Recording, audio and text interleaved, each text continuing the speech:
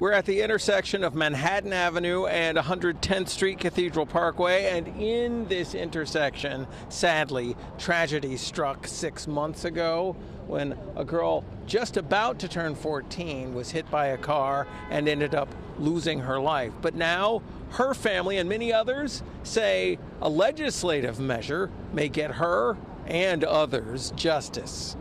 Just devastating. Perfect.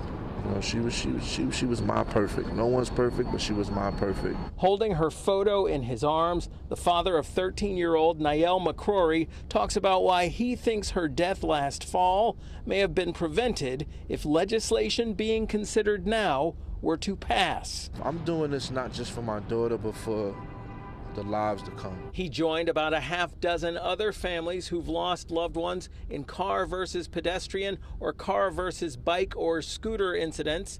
They came together a month after this fatal crash in Brooklyn.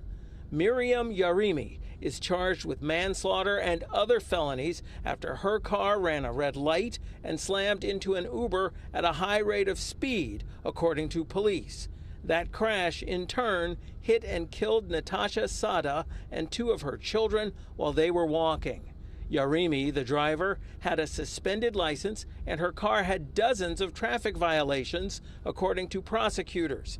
Advocates now say that proposed legislation just may have prevented this tragedy. This is a proven technology that will save a lot of lives. Amy Cohen, whose son Sammy was killed by a driver with a record of traffic violations, talks about city council support for a New York State legislative bill that would require that speed limiters, devices that control a car's speed, be installed on cars with high numbers of violations. If it's an implemented law, everybody will be aware of it, and maybe it could slow down, these acts of, vehicular crimes. Now, the state of Virginia has adopted a measure like this. Meanwhile, in New York, about 1 of every 6 state senators and 1 of every 8 state assembly members have signed on, but they've only got about 7 weeks left in this session. Can this reach the finish line, and then the governor's desk will certainly be on top of this one? Reporting from Harlem, I'm James Ford, Pix 11 News.